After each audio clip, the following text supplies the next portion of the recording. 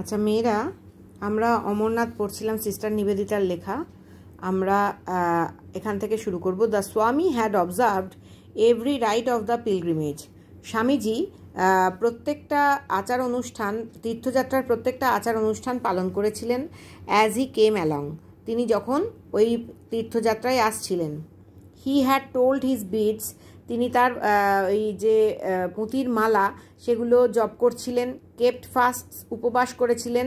And bath in the ice cold waters of 5 streams. এখানে ওয়াটারকে waters plural করা হয়েছে, কারণ 5টা নদীর জলকে বোঝানোর জন্য এখানে কিন্তু ওয়াটারকে প্লুরাল করা হয়েছে। এক রকমের জল বোঝালে প্লুরাল হতো না। এবং ওই বরফ ঠান্ডা জল, 5টা নদীর বরফ ঠান্ডা জলে তিনি চান করেছিলেন in succession.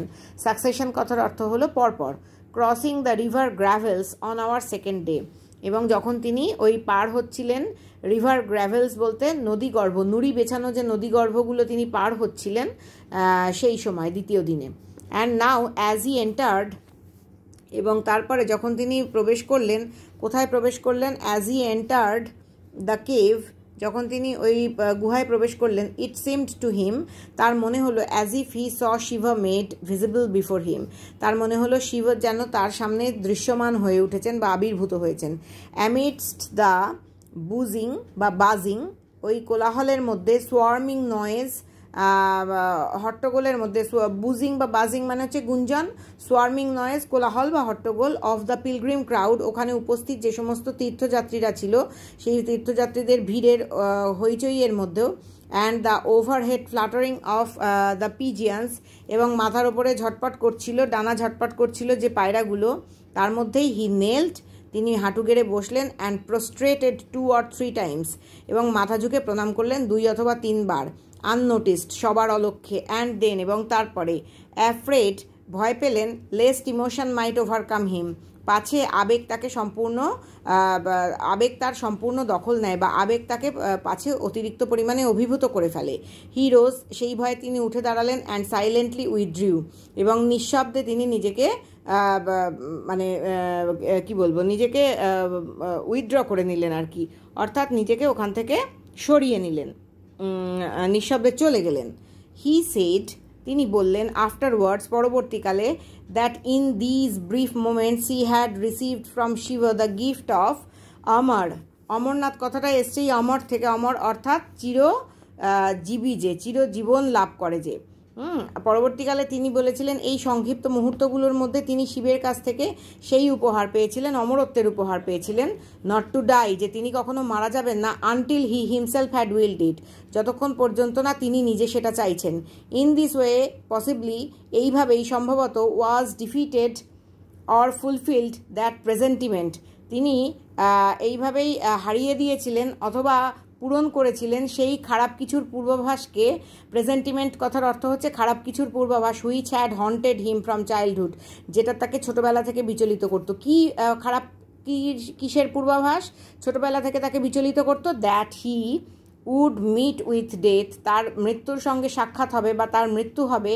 In a Shiva temple amongst the mountains, একটা শিব মন্দিরে পাহাড়ের মাঝখানে, অর্থাৎ পাহাড়ের মাঝখানে একটা শিব মন্দিরেই তার মৃত্যুর সঙ্গে সাক্ষাৎ হবে বা তিনি মারা যাবেন। সেই ছোটবেলা থেকে এই খারাপ পূর্বাভাসটাই তাকে বিচলিত করত, সেইটাকে তিনি হারিয়ে দিলেন অথবা পূরণ করলেন। হারিয়ে দিলেন কেন? অর্থাৎ সত্যি সত্যি ওই গুহায় তার মৃত্যু হলো না। আর পূরণ করলেন কেন? কারণ পূরণ করলেন এই কারণেই যে খারাপ কিছুর পূর্বাভাসটাই পরবর্তীকালে সত্যি হয়েছিল। বিবেকানন্দ মাত্র 39 বছর বয়সে মারা গিয়েছিলেন। শিব মন্দিরে মারা যাননি ঠিক কথাই, কিন্তু খুব অল্প বয়সেই তিনি মারা গিয়েছিলেন। তিনি কি অত অল্প বয়সে মারা যেতে চেয়েছিলেন এখানে যেরকমভাবে বলা হয়েছে? সেই কারণেই সিস্টার নিবেদিতা বলছেন যে তার ওই খারাপ কিছুর পূর্বাভাসকে তিনি হয় পূরণ করেছিলেন, এই খারাপ কিছুর পূর্বাভাসটাই পূরণ হয়েছিল তার মাত্র 39 বছর বয়সে মৃত্যুর মধ্যে দিয়ে, অথবা তিনি তাকে হারিয়ে দিয়েছিলেন যে শিবের ওই গুহায় তিনি মারা যাননি। আউটসাইড দ্য কেভ, গুহার বাইরে, there was no Brahmanic exploitation of the helpless people, কোনো রকম পান্ডা বা পুরোহিতদের কোনো অত্যাচার ছিল না, বা এক্সপ্লয়টেশন, শোষণ, অত্যাচার ছিল না অসহায় তীর্থযাত্রীদের ওপরে। দেখবে পুরীর মন্দিরে গিয়ে কি পরিমাণ পান্ডারা অত্যাচার করে, সেই রকম কিছু ছিল না অমরনাথ গুহার বাইরে। Amarnath is remarkable for its simplicity and closeness two nature, Amarnath অত্যন্ত গুরুত্বপূর্ণ বা উল্লেখযোগ্য এটার সহজ সরল ব্যাপার এবং প্রকৃতির কাছাকাছি বলে। বাট দ্য পিলগ্রিমেজ কালমিনেটস, কিন্তু এই তীর্থযাত্রা চূড়ান্ত পর্যায়ে পৌঁছেছিল, চূড়ান্ত মাত্রায় পৌঁছেছিল on the great day of Rakhi Bandhan, রাখি বন্ধনের ওই বিশেষ দিনে। অ্যান্ড আওয়ার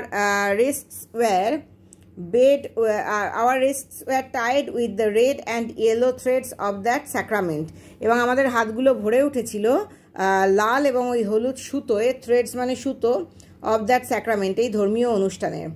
আফটারওয়ার্ডস পরবর্তীকালে we rested and had a meal, আমরা বিশ্রাম নিতে লাগলাম এবং খাওয়া দাওয়া সারলাম।